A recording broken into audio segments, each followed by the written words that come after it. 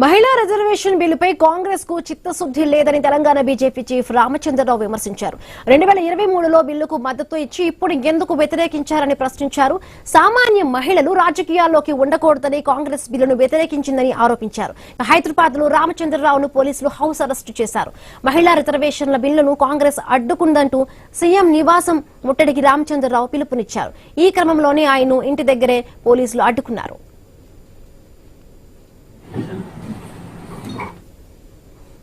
Congress party ఏదైతే ఒక విదేశీ స్థాపించాడో ఏఓ హ్యూమ్స్ బ్రిటిష్ స్థాపించినటువంటి ఒక కాంగ్రెస్ పార్టీకు ఇటు రేవంత్ రెడ్డి గారు అయితే ఏంది, వీళ్ళందరూ అయితే ఎవరైతే ఏంది, ఈ కాంగ్రెస్ పార్టీ ఇండియా అలయన్స్ కూడా మహిళలకు వ్యతిరేకంగా ఉన్నారు. అసలైనటువంటి ఒక కామన్ ఉమెన్ ఈరోజు మహిళ పార్లమెంట్ లో చట్టసభలో రాకూడదు అనేటువంటి ఆలోచన కాంగ్రెస్ పార్టీ ఇండియా అలయన్స్ ఉంది.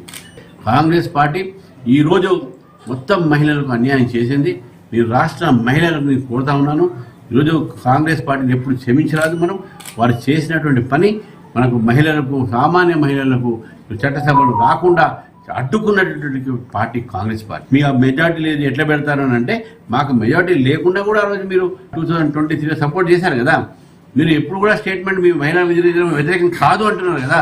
మహిళా రిజర్వేషన్ వ్యతిరేకం కాదు అంటేనే మీరు ఎందుకు ఓటు ఇట్లేశారు మళ్ళీ? అంటే మహిళలకు రిజర్వేషన్ ఇవ్వాలని లేదు మీకు.